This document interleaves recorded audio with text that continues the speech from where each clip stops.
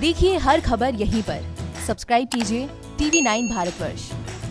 और बड़ी बात सबसे जो आपसे कहना चाहता हूं कि जितनी आम फहम भाषा में जिसे कहते हैं शायरी को दरवाजे दरवाजे पहुंचा देना, शायरी को आम आदमी की शायरी बना देना, ये जो एक फासला होता है उस फासले को उन्होंने मिटा दिया था। घर घर समझे जाते थे, घर घर पढ़े जाते थे। ये जो खुसूसियत थी इसके बारे में कुछ अर्ज करें। भाई ये कमाल की थी और श्रोताओं को मंत्र मुक्त कर लेते थे। ये शक्ति उनमें थी। ये मैंने किसी और शायर में नहीं देखी।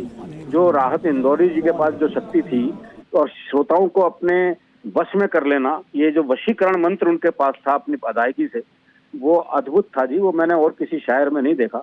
शायर बहुत हैं, बहुत अच्छे अच्छे शेर कहते हैं, लेकिन अच्छा अरुण जेमनी जी मैं माफी के साथ आपको रोकूंगा। औरबिंदो हॉस्पिटल जहां पर राहत इंदौरी साहब भर्ती थे, वहीं से डॉक्टर विनोद भंडारी हमारे साथ जुड़ रहे हैं, उनसे बात कर लेते हैं।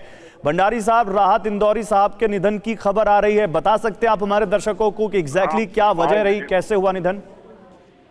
5 बजे उनका इंतकाल हुआ है जी। और परसों रात को वो किसी प्राइवेट अस्पताल से हमारे यहाँ शिफ्ट हुए थे जी, सीरियस हालत में। उनको दोनों लंग में करीब 60% निमोनिया था और कल उनकी रिपोर्ट कोविड पॉजिटिव आई थी। वो डायबिटिक थे, हाइपरटेंसिव थे, हार्ट डिसीज के मरीज थे। 1 बजे उनको एक्सटेंसिव हार्ट अटैक आया, रिवाइव हो गए थे।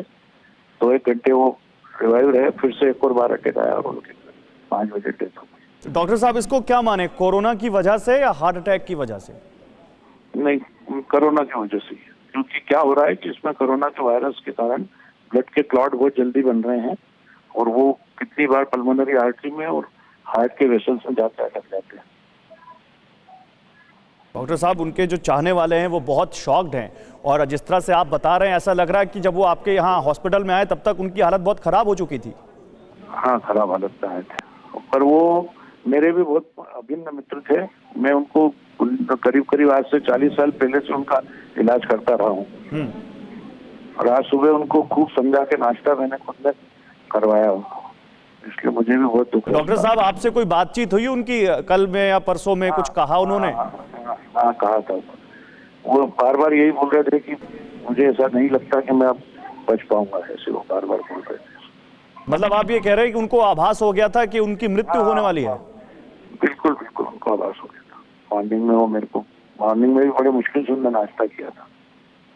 डॉक्टर साहब, कुछ उनकी मेडिकल हिस्ट्री के बारे में बताएंगे, क्योंकि जो हमारे संवाददाता कह रहे हैं कि उनको पहले से भी काफी सारी बीमारियां थी। आप भी कुछ बीमारियों का जिक्र कर रहे हैं। डायबिटीज भी था उनको, अपना हाइपरटेंशन भी था, हार्ट की डिसीज भी थी और किडनी की भी डिसीज थी।